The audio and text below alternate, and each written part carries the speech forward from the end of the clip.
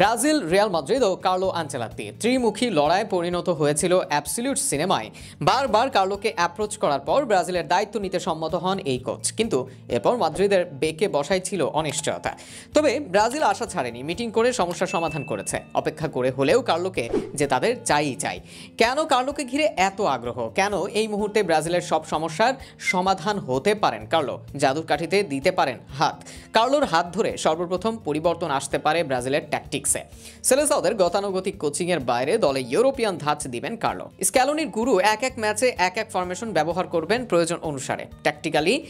Tactically অন্যতম সেরা দল হবে ব্রাজিল। ম্যান ম্যানেজমেন্টে কার্লো জগৎ জুড়ে খ্যাত, আর ব্রাজিল দলে এর গুরুত্ব যেন অসীম। এই যেমন বিশ্বের বড় বড় লিগে বড় বড় তারকারা খেলে থাকেন, এদেরকে এক সুতোয় গেঁথে দলের বন্ডিং বাড়ানো, সবাইকে দেশের জন্য উদ্বুদ্ধ করা, এর সঙ্গে সবার আত্ম অহমিকা থাকলেও তা কমিয়ে ফেলা, সবাইকে নিয়ে দলগতভাবে লড়াই করা। যেমন বার্সা ও রিয়াল মাদ্রিদের সেরা তারকা ভিনিসিয়াস ও রাফিনহা, সাথে আছেন নেইমার। এই তিন তারকাকে ঠিকভাবে গাঁথতে না পারলে সেরাটা আদায় করা সম্ভব নয়, সেটাই করতে হবে কার্লোকে। এর সঙ্গে ব্রাজিল দলের একাধিক খেলোয়াড়ের সঙ্গে কার্লোর আছে পরিচিতি। রিয়াল মাদ্রিদে খেলেন ব্রাজিল দলের 4 জন, ক্যাসেমিরো আগে খেলেছেন। সব মিলিয়ে এদের থেকে সেরা আদায় করতে ও দলে কাজ করতে অনেকটা সহজ হয়ে যাবে তার।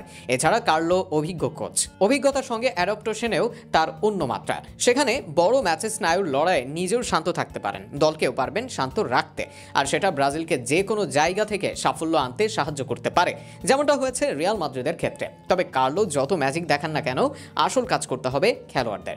এবার দেখা যাক এই ইতালিয়ান কোচের থেকে কতটা গ্রহণ করতে পারে সেলেসাওরা।